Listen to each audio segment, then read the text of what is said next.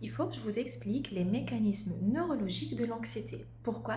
Parce que vous ne pouvez tout simplement pas gérer au mieux votre anxiété si vous ne connaissez pas ou si vous ne savez pas comment ça fonctionne réellement au sein de votre cerveau. Par contre, essayez de rester jusqu'à la fin de la vidéo parce que je ne peux pas expliquer tout ce mécanisme en 30 secondes. En fait, il y a deux mécanismes principaux qui régissent ou qui déclenchent l'anxiété au sein de notre cerveau. Le premier mécanisme est géré par une structure qu'on appelle le cortex. Le cortex est une structure évoluée qui est responsable de tout ce qui est pensée, réflexion. Elle est responsable de la raison, elle est responsable de la conscience, de la mémoire consciente, etc. Et pour que ce soit très simple pour vous, imaginez que le cortex est le siège de l'anxiété qui est déclenché par vos pensées, c'est-à-dire par l'anticipation, par l'obsession, par l'imagination des scénarios catastrophiques, etc. Donc, si vous êtes du genre à avoir ce type d'anxiété qui est déclenché par vos propres pensées, eh ben, ça veut dire que c'est votre cortex qui est en train de prendre le contrôle de votre anxiété. Il y a en parallèle une autre structure dans notre cerveau, une toute petite structure qui s'appelle l'amygdale, qui est quant à elle responsable à l'élaboration et au déclenchement des souvenirs qu'on appelle souvenirs émotionnels.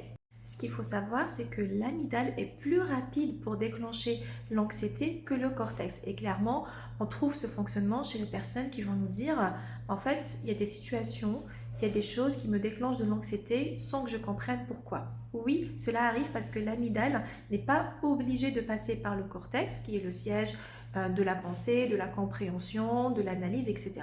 Elle n'est pas obligée de passer par le cortex pour déclencher chez vous de l'anxiété. Pourquoi? Parce qu'elle a un rôle crucial qui est un rôle adaptatif et de protection de l'espèce. Et donc, si vous êtes du genre à avoir des épisodes d'anxiété qui sont plus déclenchés par le cortex et que vous utilisez des techniques qui apaisent plus l'amygdale, ça ne va pas fonctionner. Et si vous êtes du genre à avoir des épisodes d'anxiété qui sont plus déclenchés par l'amygdale et que vous utilisez des techniques pour apaiser le cortex, ça ne va pas fonctionner aussi. Et c'est pour cela qu'il est très important de déterminer quel type d'anxiété ou quel est le déclencheur réel de votre anxiété pour savoir lui parler en fait.